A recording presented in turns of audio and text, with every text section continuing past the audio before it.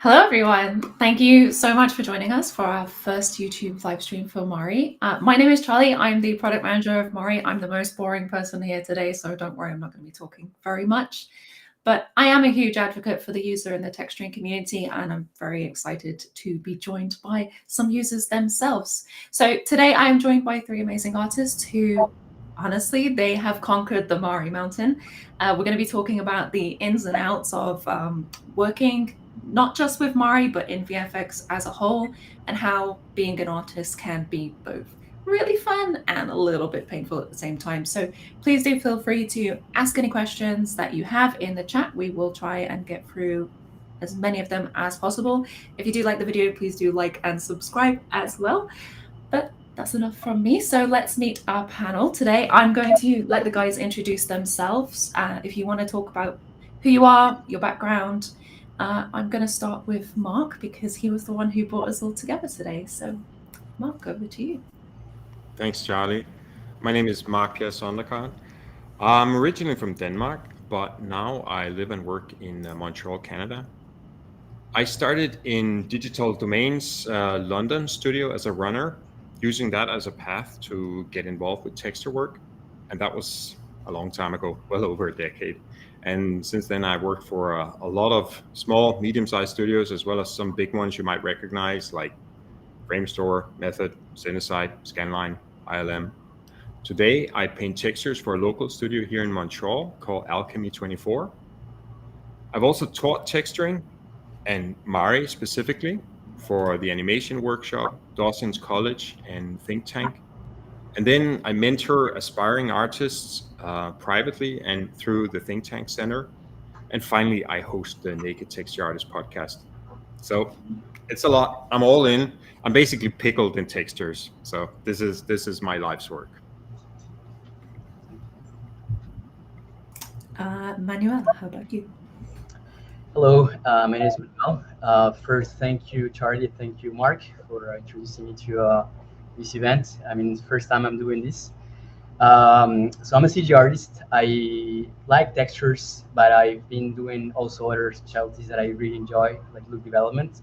And in the end, I think CG is just a bunch of little things that compose an image. So although we're going to be talking about texturing today, I'm somebody that has an interest in more than just the aspects of texturing, but a lot of other parts. I've been working for around 10 years. I've been really lucky to meet some amazing people around the way and just travel to different places to work. And yeah, I'm very happy to share this conversation with you guys today. And last but not least, Claudia. So hello, everyone. Thank you for having us, Charlie. Well, I'm Claudia. I'm from Italy, living in Germany since a bit of time. So I started in the industry a bit more than 10 years ago. I stopped counting. That's better. I mean, I started actually before I was in the video games industry and advertising. I am a motion graphic artist in my heart from the beginning, and then I decided to go into 3D, and I started as a generalist, and then I specialized more and more in texturing because that's what I like to do. And right now I work at Pixamondo, and I'm head of texturing for Pixamondo Europe. And in this last year, I also started devoting more and more time in mentoring and cooperating with schools. So I both cooperate with Think Tank, an animation workshop, Linknetic, and I do private mentorships, especially for texturing. And so this is something that I also really enjoy. So great to see all these people here. I also see some names that I know in the chat. Hi guys, hi everyone. And yeah, that's it. Awesome. Well, I am honestly blown away by all of the experience that you guys have and a little bit intimidated. So I guess a really good place to start with is probably, I assume that a lot of people in the chat will know this, but you guys have your own take on this as well, and you've all had your own different adventures into texturing. So what is a texture artist and how did you become one? Go for it. You get to fight over who answers now because I'm not going to pick. I'll go. I'll go. I mean, I think everybody wants to talk about this. a texture art is just pure magic, you know. When you're making gray CG models, they're not fooling anyone. But once we apply our magic to it, how you define a surface and how it reacts to the environment around it, such as light and so on, all of a sudden you take a giant step forward into a realm where now you can start fooling the eye. So what is a texture artist? We're magicians, you know. We make the whole thing come alive, where you have the dead Frankenstein on the table before, and all of a sudden when we've done our work, now he's like alive. I think That's a great description. I would add on that, I think we're also like cooks, you know, like we're trying to choose ingredients, like our textures, you know, like just try to put those together and see how can we create a dish, an image, you know. Basically, I like that analogy because I also like cooking.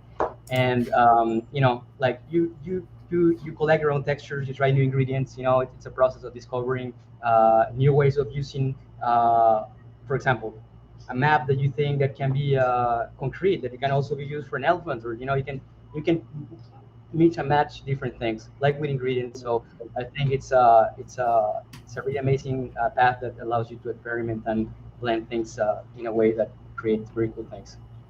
Yeah, actually, connecting to what you just said, Manuel, I always said that a texture artist, like while modeling gives the shapes to the model, we give the personality and the character to the model, because by texturing and then doing Lookdev, you define some characteristic, the history of the model, the feeling, what you want to tell. So that's really like putting some soul into some very nice, maybe 3D model wireframe. So we put actually some magic on it. I would like to add also that a texture artist on a more practical level is actually a person that has a big package of software that needs to know, because I mean, maybe our audience already knows, maybe we have a lot of generalists, but it's not something that you come out of school and you are a texture artist, because usually texturing it's part of the asset package that you might study. I mean, I think most of us started as 3D generalists because that's what you do. So you need to know modeling, you need to know 3D, even if our texture are like our output is a 2D output. So you need to know Maya, for example, but then you go into texturing, you need to know at least a render engine to put your texture together. Even if you're not a shading artist, you need to know that. And probably maybe you have to know also your way around a little bit in Nuke to make your asset look very nice. So that's actually something that, especially for a texture artist, we are in the middle of the asset pipeline. It's actually a very big amount of software that a texture artist might know. And it's not that you learn it if you want to be a texture artist, it's just part of the process of your way of becoming one. Totally. I think the more strings you get to your art, you know, the better, because you never know which one you're going to use. Like sometimes softwares, you know, like, oh, I can use this technique with this, but then, you know, you're having a different challenge, and that technique that you want to use, it doesn't apply to it.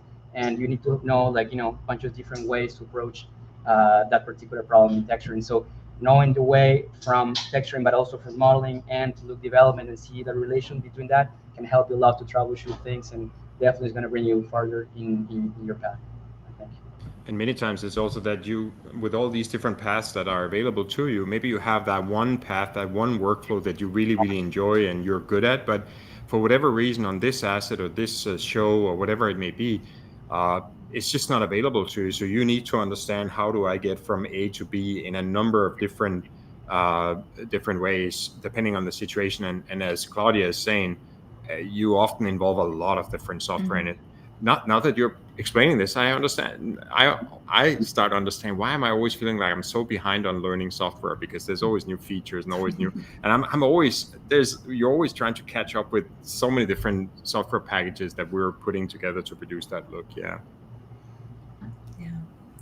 I guess my question would be, when you guys are juggling all these different applications, or, you know, models are coming in, how often do you find that model is not finalized? Like, how often are you sending that back? How often are new versions coming in? Because I think that's something that, when you're learning texturing and you're looking to get into the industry, no one really tells you that it is not just as simple as getting a model and now you paint it and pass it on. That's a really good question, Charlie. That's a really astute observation, because that's such a huge difference between industry life versus the classroom.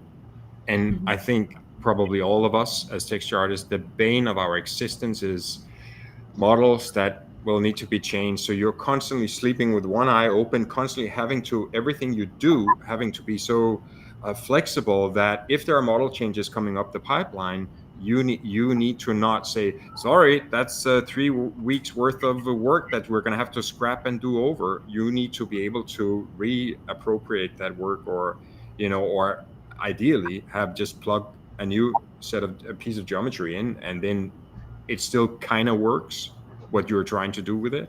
Totally. And so you're always having that at the back of your mind as you're working.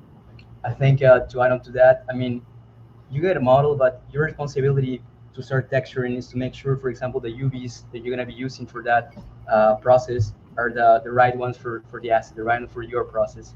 So some people will get a model from modeling and then have the UVs, and they're not working to their liking, but they won't change them. They will be just a little lazy sometimes. You know what? I'll kick it back. If you have time and you can, help with that, and you know what you're looking for, I find that it's a lot of times better than you just go for it and refine to what you need, and then from there just take the asset. You're gonna help, and you're gonna also be arranging the work for yourself. It's gonna save you time in the future. So never skip UVs, and good UVs especially. So never be afraid to send back UVs to modelers, because that can save a lot of time to the texture artist, but then to the whole pipeline, because if something is not working, and then it has to come back all the way back, or you're spending too much time because you have to mask manually a lot of stuff because the UVs were not great, that's not good for the whole asset pipeline. So that's this is something that it's as a texture artist we find very often that. And I have to say, most of the time we get the best UVs when the modelers also know a little bit of texturing. So they went through the pain, and then they know, okay, maybe I should be a good guy and do some proper UVs for the texturing guys. But we all know, I mean, not to rain on dump on modelers here, but this is the least fun job part of being a modeler. If you give, in production, they say if you give a modeler an extra week after he's finished his asset to do the UVs or whatever, he'll spend 4.5 of those days sculpting in ZBrush, and then he'll do half a day of UVs. It's not fun for anybody, probably. But sorry, they're not bad. Just put good music, concentrate on UVs, it's like you're playing. Yeah, I still really love UVing, guys. I know we talked about this before and was very split on this, but yeah, just music, Netflix, let's go. You get into it. You get into the zone of UVs and you'll be fine. No worries. There is a question in the chat from Sebastian on are there any courses that anybody is specifically recommending about texturing? I know somebody in the chat also said to do mentoring with Claudia, so thank you for that. Come on, I mean, I didn't remember to say that. I swear. Go ahead, sorry. I've spent a lot of money on courses over the years because I just feel like if it is something where you can genuinely learn something that's new and that's better, that's easily worth thousands of dollars. In my experience, you're investing in yourself. I would say right now, not to name drop anything, but CGMA, they have a Marque character texture course run by Chris Nichols. He's the guy that painted the textures for Thanos in Avengers, which is, a seminal asset. Absolutely. I took that a couple of years ago, and that's still going, and I just found that was incredibly dense with really solid information where you're thinking, wow, I'm really learning something new here after all these years. But that's the one thing that comes to my mind, I would say. There are schools, of course. You won't find probably a course in a school that it's only for texturing, because as I was saying, it's put in the package of 3D assets. You can find a course for modeling, for sure, only modeling, but then all the rest, you can either end up in bigger courses if you really want to learn specific texturing, I mean, my suggestion would be that you should really find a mentor. And this is, I'm not promoting myself, not at all. There are mentors around, but because if you really want to go in depth of the texturing process, the texturing foundations, this is what I also find that sometimes because of texturing is always put in a bigger program, we lack sometimes really like the theory of texture, what's behind that, and how to properly learn. Because you can open a lot of tutorials online. They will teach you, okay, let's texture a creature. And then we go through a bunch of nodes in Mari and we throw them on the node graph and we do something. Okay, but did you understand the theory of texturing? Did you understand the logic behind it? So that's whatever you decide to do, you have to aim to really put the base of what you're studying. This is true for everything. It's not for only for texturing. That's one of my biggest advice that I usually give to students that they want to get into the field. But that gets to a bigger topic actually. So I'll shut up now. For sure. Actually, I think that's a great way to put it. And I would also add that working with a friend that maybe doesn't do the same specialty as you, but you can work together in a model. Maybe you have somebody that loves doing organic models or hard surface models, and you want to do the texturing part, and you don't want to model the whole thing, but you really want to focus on texturing. So you find somebody that likes that, and you can work together, and you also can give feedback between yourselves. I think that's a good way to push you.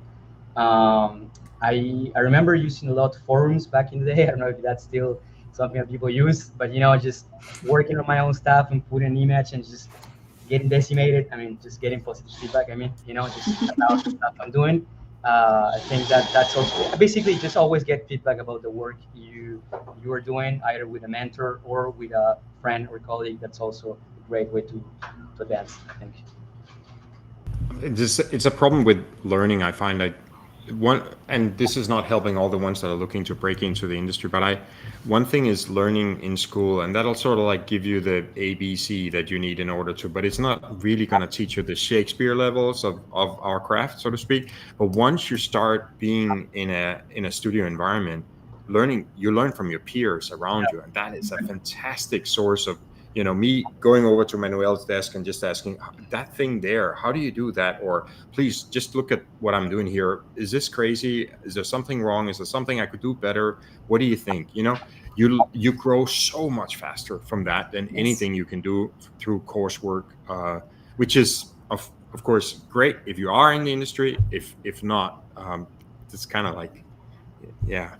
I think that's really good points to get a bit out of your comfort zone. I mean, I know people are working remote, and nowadays that's a whole different, it's a broader topic. But while being close to people, if you can, if you're at the studio, to just like go close to somebody and just like ask for that feedback. That contrast I think it's the best thing that I can say about like pushing yourself and learning. Just that live feedback. Hey, what do you think about that? Hey, just like get that really quick. Even if it's something that you're not. You don't want to show it in dailies because you're really like, it's your pressure, and you're like, they're going to rip it off. And just ask the person next to you. It's probably going to rip it off, but it won't be in dailies. I'm kidding. Yeah. It will be. Try and get past the fear factor for sure. Yeah. I think it's a good thing to do for sure. Yeah. It's something that I also would super recommend.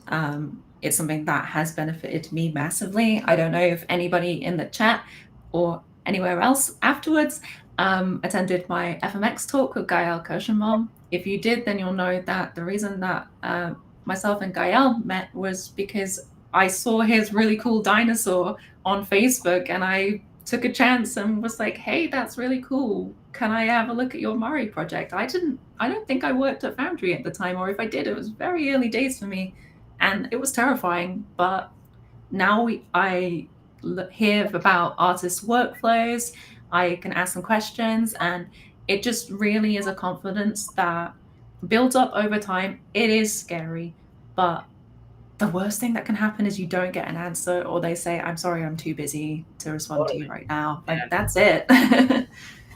Opening the scene of somebody, just really like people don't say, oh yeah, I never opened the scene of somebody else. I've done it so many times, like through the years, just like opening a Mari scene or a Maya scene, whatever scene that I found interesting. It's like, let me back engineer this thing, And sometimes I found one or two things, sometimes not, and some people have done that with my stuff as too. So I think it's it's never be I would say scared of like keeping your knowledge. It's like always just sharing. That's a good attitude, I think. And the attitude of seeking feedback. Yeah. Charlie, you were mentioning that it feels maybe scary. Still does to me. I hate dailies. I hate getting notes. I hate getting feedback on my stuff. I hate showing my stuff too. But you need to do it. You need to do it because you become so much better that way around than you just spending time in your little echo chamber bubble kind of thing where you're polishing, the One Ring and sort of like down in the mines of Moria, wherever that took place. You're gonna get that glossiness right. Exactly.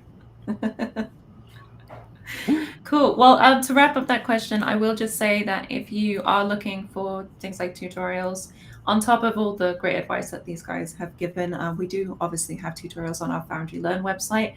We are actively invested in Mari education at the moment, and not just Mari, but texturing theory education. So do expect some more popping up over the next few weeks, the next few months, because we have some really awesome projects that we've been working on with artists in many different studios. So watch the space. I'm going to pick another question from the chat.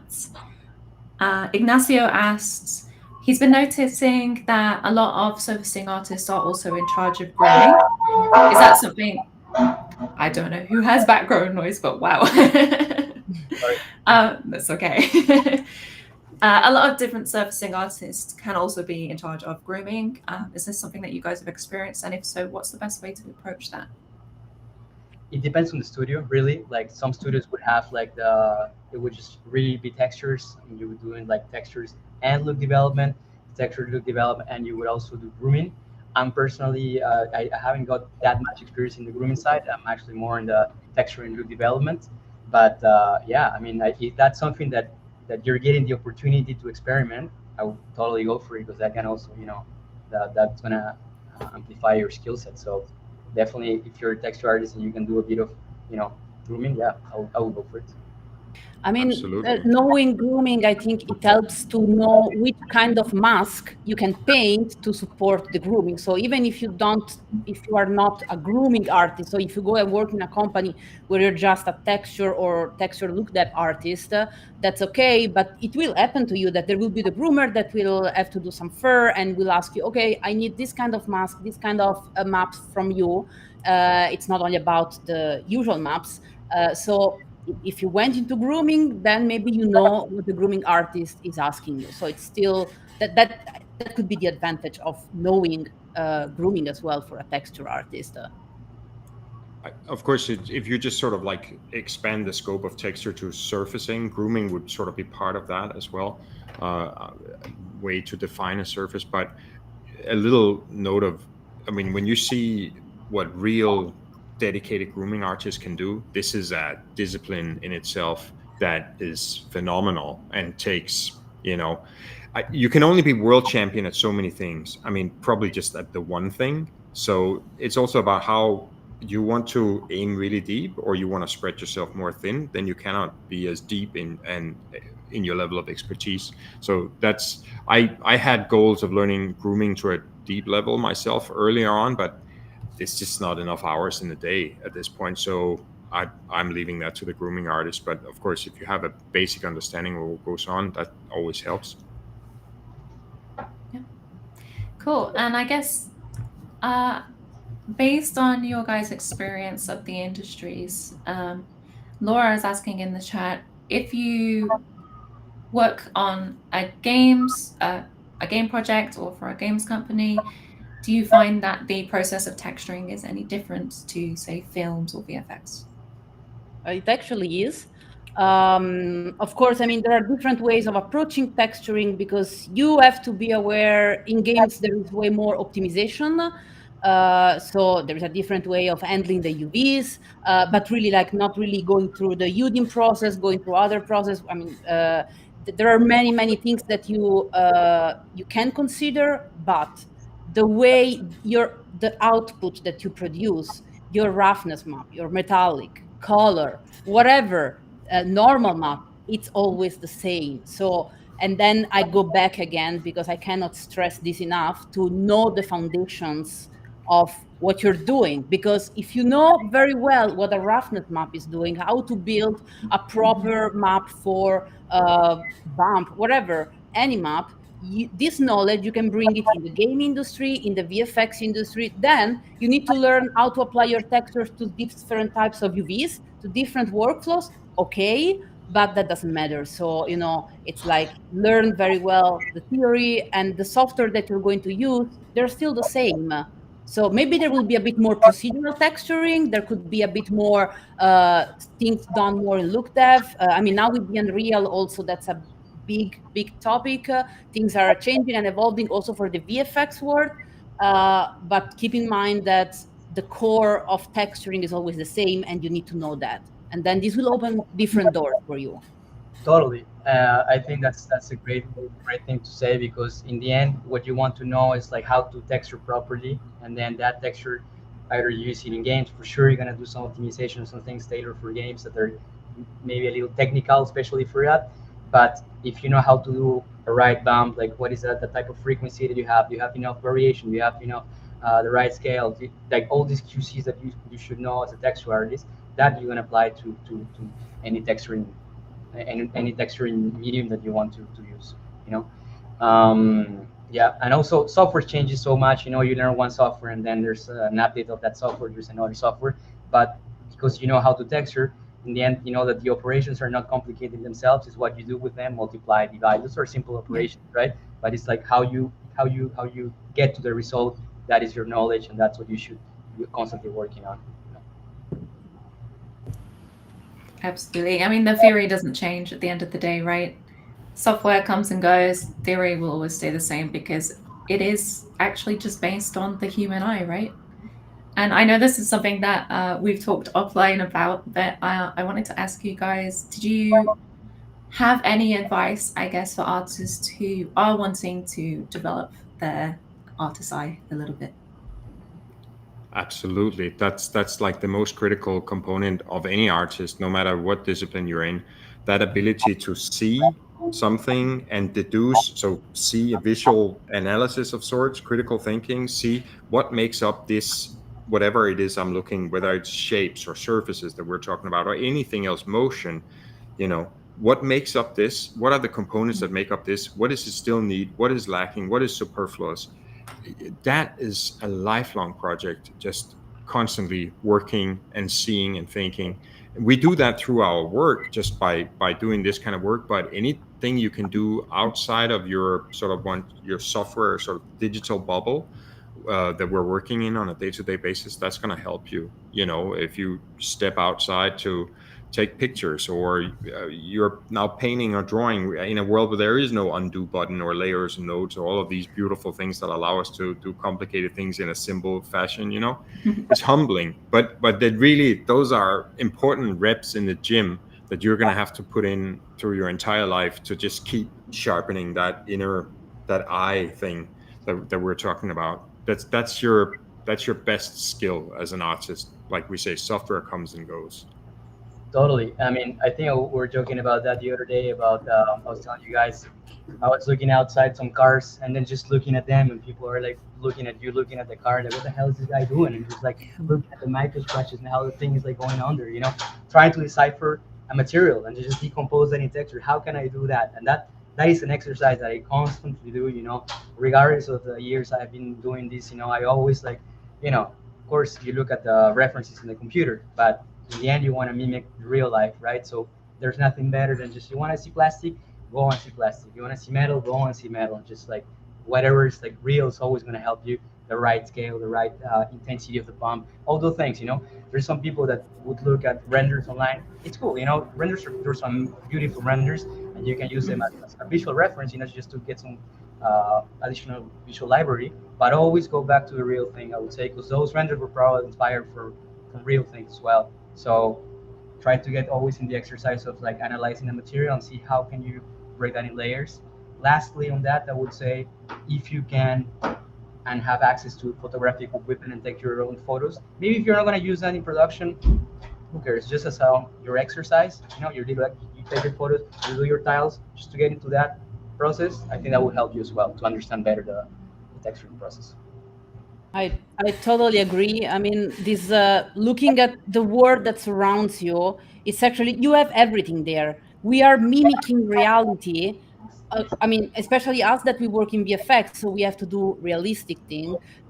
So why not observing reality also for learning? So it's like you can take an apple from your kitchen, look at the apple, and try to put it under the light and see how the speculars are traveling over the apple, and then try to polish it a little bit with a piece of cloth and see in that area how your specular changed, and then try to ask yourself, okay, how I can translate this into digital form doing texturing. And that's where you start saying, okay, this apple is a rough or gloss, how much bump, what's the color. And that's an exercise that you will develop your artistic skill in a way that you will build a baggage of knowledge, of stuff that will stick into your mind, even if you don't use it straight away, but then it will come back to you. And that's how, actually, it's not about, I see someone was asking in the chat if you have to proficient in traditional painting. You can, it's a great addition, but you don't have to kill yourself and say, oh my God, I have to go and start painting like a crazy person because I want to become a great texture artist. That's not the point. You need to become a good observer. And that's the very, very first thing. And you need to observe the world with the lens of the texture artist, of course. So that's slightly different, but that's the very, very first exercise that everyone should do. Totally, yeah. Yeah, I completely agree as well. And I guess when we're talking to artists, when we're talking to studios, when we're talking to individuals, the one thing that we're hearing right now is that there is a struggle to hire because junior artists aren't understanding that theory, and they aren't really being able to translate between different applications, depending on what's in use in the pipeline. There is a question in the chat for, I guess, in terms of your texturing workflows. Do you think it's common practice to create more generic materials and use them as like templates and share them between different artists? Or do you find that as an artist, you're usually making your own and then you're just reusing your own materials and not passing them on? Okay, maybe I can start answering this because as head of texturing, I'm handling a bunch of artists, and it's actually quite good to have a system for that. So it's like that's the principle of texturing. You start with a procedural base most of the times. So, and you make sure that you have your clean setup, your clean material. Clean meaning it's not clean that you don't make dirt, it's clean in your node graph or in your layer stuff, whatever. And then you make sure that, if I have to start preparing a brick wall, why should I reuse it for something else? Why shouldn't I share it with other colleagues? So for sure, at least that's for my experience, you are not a lone wolf when you work in a company and you do your own work, and you work in a team. And even if your fellow colleagues are working on a different asset, it's really, really important that you share with the others. It's really important that when you build your node graph, your layers, you keep it clean, you keep it optimized, because you can always think that, okay, I'm going to save this material because then this can go in our common library and then someone else can use it. Then, of course, you build on top based on the assets that you have, and you do your own magic, you hand paint, whatever. But building this, keeping in mind that there might always be someone else that can use this, it's actually how a team works. And yeah, then we go into the soft skill topic. And what I want to say, working in a team is a soft skill. And as a texture artist, thinking about these kind of things, it's part of one of the major soft skills that you should have. We're always pressed for time, and because we're doing this in a commercial space where time is money, right? And so nobody's going to thank you for, hey, I did all my rubber from scratch, or I did my bricks from scratch. if you can buy yourself a little bit of time by using templates that other people have prepared before, then you're gaining a couple of hours, a couple of minutes, a couple of whatever it may be. That will buy you time to just take that asset to the next level of polish. So absolutely, that's a good idea, which is what I think you will find in most studios, that you are going to have a library to work from. At the same time, though, nobody's going to be happy if you just turn up with just slap some presets onto your and thinking you're done. No. This is just your step number one here, and there are all these other steps past that point. Do you guys find that you can spot presets a mile away when you're looking at show reels? Oh my! Not show reels, cinema screens, and TV screens. I can literally tell the procedures that I use to mask things or whatever. It drives me bananas. Yeah. The curvature. It never breaks. And it's everywhere. And it's everywhere. It's like word I've seen. Oh yeah, I know. Yeah, I remember. Yeah, no, don't do that. And it's such a shame because we all do it. We all work with a preset. We all work with like I use that as a foundation, and it doesn't really take all that much more to just make it unique, to break it up, to So it is really a crime that deserves the fiercest punishment to just slap it on and call it done. Please, no. I think because in a way it got easier to just like click, and you have like something there. To think that you can just take that and then just a couple things here and there, which sometimes depending on what you're doing, maybe that's enough. But let's say you're working on a hero asset and you're just like using a preset, and you should put love on your thing. You should make it look amazing, and amazing usually is like going a lot farther than what the machine is going to do for you. It's a turning point for sure, don't get me wrong. I mean, you get a lot of time just like to getting started with things, that's great, but that doesn't stop you there. And in the end, your ultimate responsibility as a texture artist is like, is the quality of the texture to the level that is going to make this asset for real, or that like is going to get approved. And if it's not, and you use a preset, or it was just your own work, well, just keep pushing until you get stopped, and then you stop.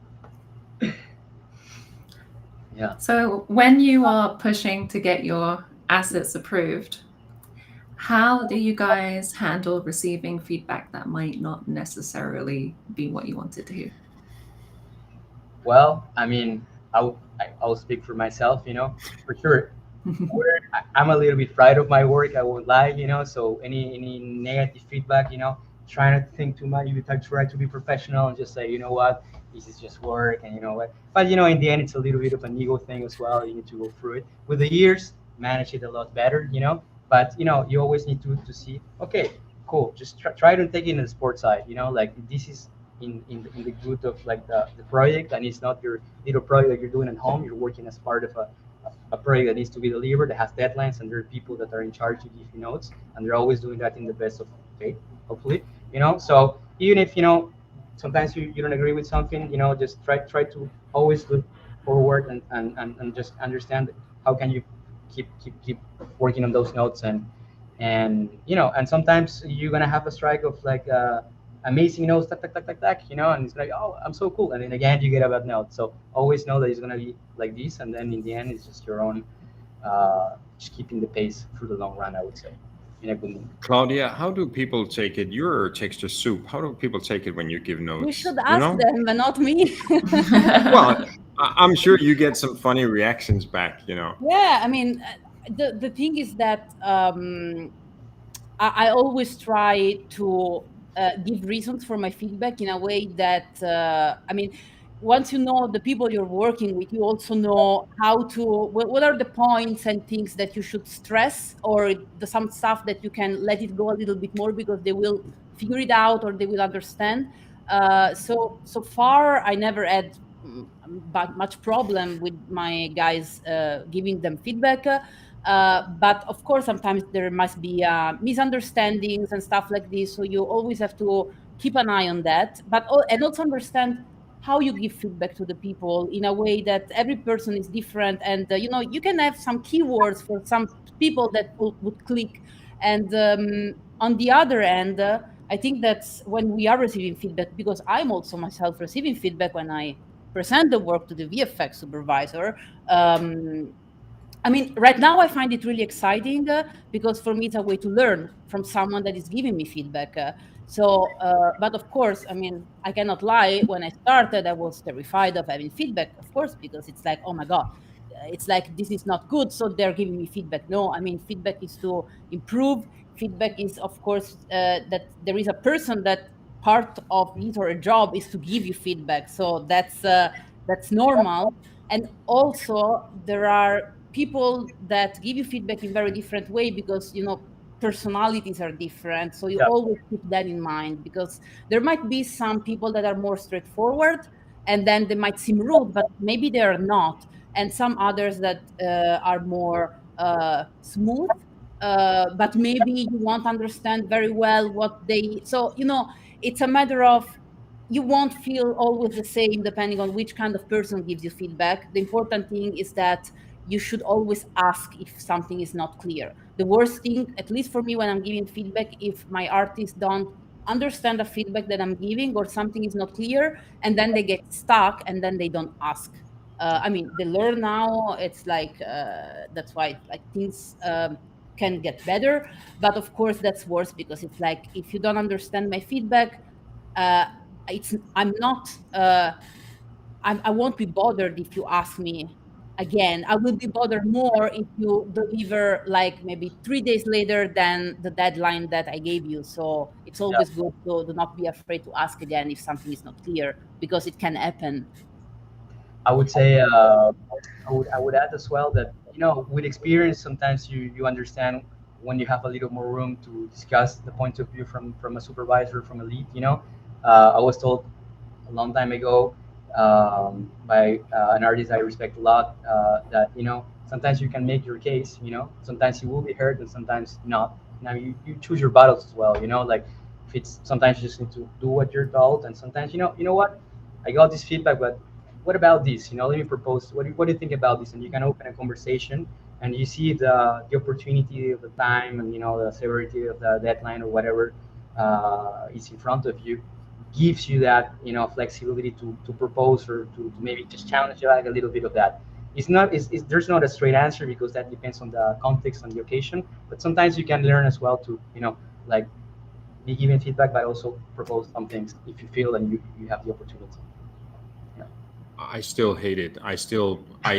My head knows all of these things that you're saying, that it's exciting, it's an opportunity to improve and to learn and all that. But my heart is like, I hate you so much in this moment. And so you have this war inside of you. And I have to really in that moment because you're aware of your weaknesses. I really have to just bite down hard so I don't say something I'm going to regret later. And a little trick that I found there is when I say, even if it's coming out through gritted teeth, anything people will tell me in review or feedback or whatever, I say thank you. Even thank you, sort of. As long as I keep thanking them, it's like I stay out of trouble. I can't immediately come back with some really acidic remark or something like that. And then I also make sure, because I know that is a very emotional moment for me, I write down notes and notes and notes, like everything, because I know I need that once the thundercloud has passed, sort of, and now it's sunny again. What were they telling me? And now I lost all of these goodies. So I write everything down while I'm thanking people like a mad person. That's me. It's not pretty, but it works reasonably well with my psyche.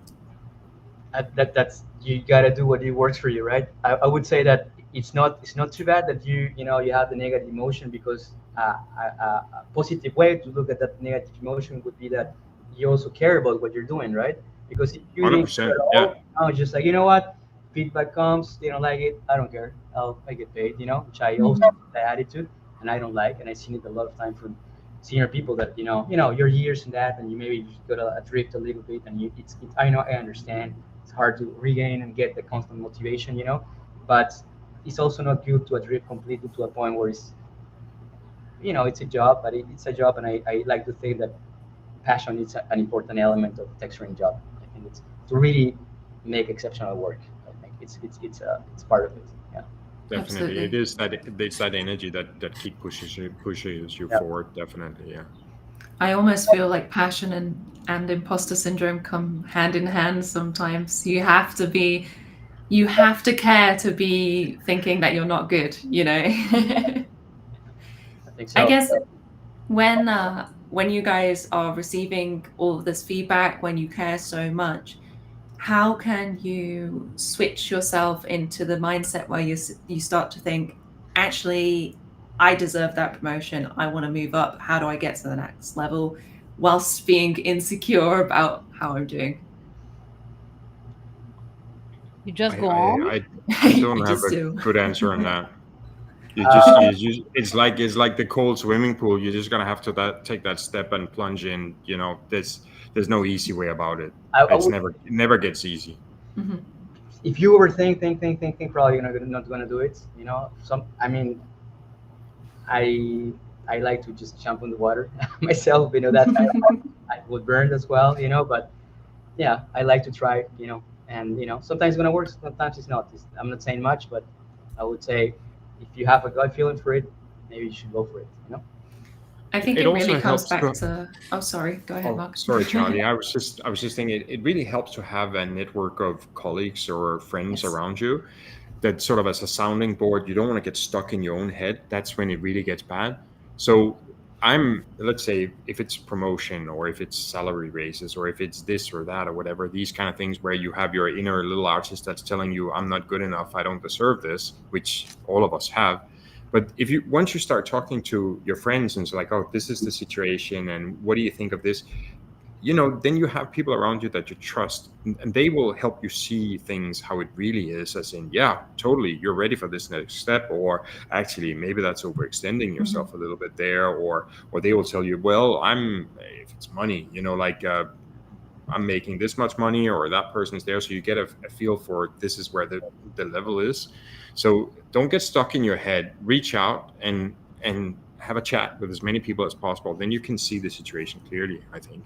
Yeah, Yeah. and just if I can add something on that, I would say that the fact that we're remote right now, it doesn't help because I mean, those kind of feedback I think are better given in person, and the medium of online, although it's more efficient for a bunch of things, I don't think for those kind of conversation is the right one. For me personally, I like to, go for a coffee with somebody, just like, oh, what do you think about this? I've been thinking about this promotion or this, how I feel myself in this position right now, and have that personal connection. So I think, I've been talking about that with colleagues, like I do like some stuff from remote, but I really think that the office brings so many things that cannot be replaced. One of them being, assessing, where you are in relation to your colleagues and getting that personal feedback. It's very important. Not to mention the friends you can make. So, yeah. Exactly. It's all about networking. It's all about speaking to and asking questions of those around you and those above you. Mhm. And I also think that something you said, Mark, in regards to your feedback is also very relevant, but at least I find it particularly helpful when tackling these sort of conversations. Is just being able to take notes of what you're doing, like take notes of the things that you have done, the things you feel you've done well, the things where you've like stepped out of your comfort zone, because you might remember it. Your supervisor's probably got a lot going on and they can't keep track of everything that you've done. So if you can come to the table and say, hey, this is what I'm doing, here is all my proof, this is what I think, you have a really good chance of just getting noticed, I would say. Totally. Yeah. I think Claudia, we have. Oh, sorry. Go, No, go. I was thinking Claudia she's the senior most one of us here in terms of ranks and so on. How has that whole thing been for you with the promotion from at the various levels? Is that something you can share? I mean, it's not that I planned from the beginning to reach that point, but I mean, by my personality, I always tend to move forward. So that's and I'm not saying I'm fearless or anything. I mean, I have the imposter syndrome like so much, like most of us, I guess. But it's like for me, I always see it as like putting pieces of the puzzle together, and you just have to wait to find the next piece. you have to be patient. You cannot rush to things. You just have to do your job. You have to, you know that you are in a process. It's always a process of moving forward, growing with the experience. So it's like, it's not, oh, I'm moving forward because I want to become supervisor. I'm moving forward because I want to grow as an artist. I want to do this. I want to keep moving forward because I want to be challenged. I think the thing that brought me forward is that I like to be challenged. I don't like to be stuck in one place and, don't then do always the same thing, because the moment that I learn something, I want to share it, and then I can learn more, and then I want to share it again. So that's how I think it came very natural, my process. And of course, it's you I had to give up a little bit on the just being an artist. So just sitting in front of the desk, opening Marque and painting some beautiful texture. So you also have it in yourself to have that kind of also mind for handling other. I mean, handling is not the right term, but being the person that can lead other people. So it's not for everyone, and that's nothing bad. I mean, it's like it's it's something that you need to have it, because there is also a big of part of managing and management that then you're going to lose a little bit of the artist part. It's not completely, because I would have died if I would have lost my artistic part of being a texture artist. I still am, but then there is all the other part that comes with it. So it's not a matter of setting up the objective. It also depends from what kind of person you are. But yeah, I mean, you have to live with your fears. I think the biggest difference between the people that stay in the industry, first of all, and people that leave the industry is that we all have the imposter syndrome. We all get afraid at a certain point, but some people say, okay, I take this fear and I make it an experience to push forward, and some people then just stop or stays where they are. So this happens at the very beginning, maybe when people don't find their first job, and then they get, okay, no, that's it, I'm done, I will never make it. Or some people that endure and keep going, and they know that they always have to learn something new. Absolutely. I would say that sometimes I mean, I've met like sometimes people that like, they've been working for a long time in a place, and then they change a place and they used to do things in a way, and they're like, oh, they don't do things like that here, anymore. And, if they're flexible and they adapt, they can swim through it, but some don't, so I think you never know the challenges you're going to get ahead, either just climbing in the place where you are, just getting different responsibilities, but maybe changing places or maybe changing roles. So I think that just being, somebody that can adapt and question what you know in a healthy way, that's a bit of a self-doubt, but in a healthy dose is not bad, I think, because, am I doing this right? Okay, cool. Maybe I can improve this, but when you get to ruminate too much, that may get on a negative side and might hold you from doing things. So, a bit of both. I won't say it's bad. I think you need both, I think. Yeah. And also start those conversations months before you think you're actually ready at that point, because it's not just a one conversation, congratulations, you've been promoted. Totally. It's definitely a process. We have time for one last question. I'm going to ask the controversial one that's in the chat from Simone. AI and machine learning are changing a lot of creative processes already. As texture artists, do you see it affecting your work at all? 100%.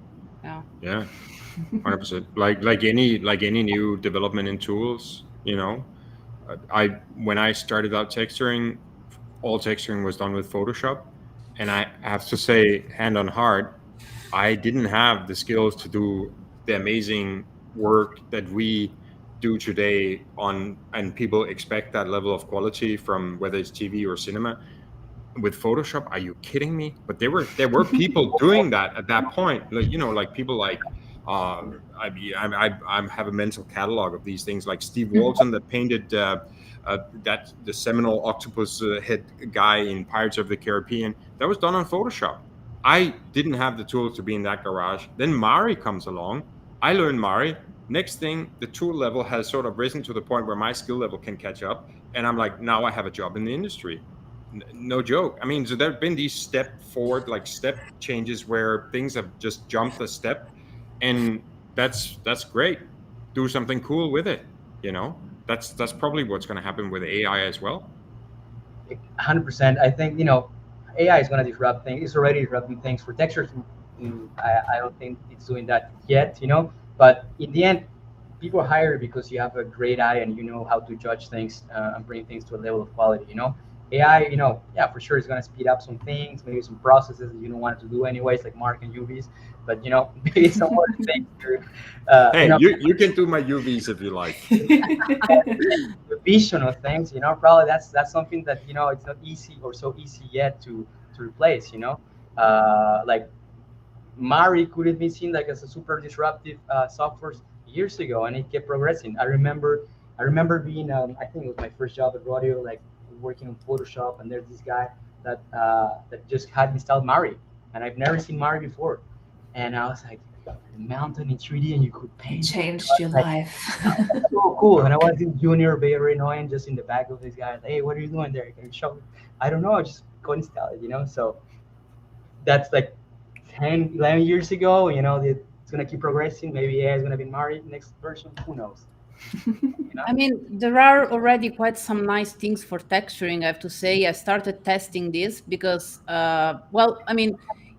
either whatever is your opinion on AI, because I understand people that are scared of it, especially people that they produce artistic things that now the AI can already not replace, because pieces made by people are not replaceable by AI. But still, I mean, I understand. Doesn't matter if you hate it or love it, you need to know it because that's the future. So there are a lot of tools that are coming out with AI, and I was just testing this yesterday. I had a lot of fun, I have to say, with on a website that can generate PBR texture. So you just put your prompt, and you can. But I don't feel that my job as texture artist is finished. I just feel that, oh my God, if I want to generate, I need to generate a tileable of some kind of crazy things that we as texture artists spend hours Googling things, trying to download to find, okay, for standard texture, we don't need to, we have website, we can buy the texture to have the base, the start base. But for some other things, how much time we spend, and with these tools, it's actually nice because you can really speed up the process, and you can really tell the AI, okay, I want this and that. So this is the very beginning of what's available for texture right now, and I'm already using it, and I want to implement it in our department as soon as possible, because not because I'm necessarily a big fan of AI. I'm not even against it. It's just that we need to be riding with this technology, because there's no other way to do that. So, and for texturing, for sure, there will be a lot. But doesn't that take us back to the discussion we just had about presets? Where it's not going to do the whole work for you. Just those simple clicks. This is the beginning of your work. Yeah. You're still going to have to add whatever, all these other lovely things that you bring to the table as an artist. Yeah, of course. I mean, maybe I just need to have a breakup mask that it's made of bubbles and the flowy lines. So try to look this on Google, but maybe with the AI, you can generate this map, bring it into Photoshop, prep it, make a black and white map, and then you bring it into your workflow and you use it however you want. So as long as we are open-minded enough not to rely everything completely on a software, on a preset, that's not the point. It's just like I have another tool to play around, to put in my playground, So that's how we should see it.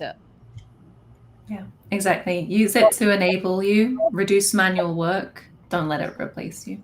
Yeah. Cool. Well, unfortunately, that is the end of the time we have available, which is a shame because I really want to just keep on talking to you guys because I love listening to you. But thank you very much, everyone, for joining us in the chat. Thank you to everyone who's going to watch this afterwards. And thank you very much to you three, Marque, Manuel, and Claudia. I would love to chat again soon. But Thank you much, everyone. And Thanks goodbye. a lot. Thank you, everyone. It was great.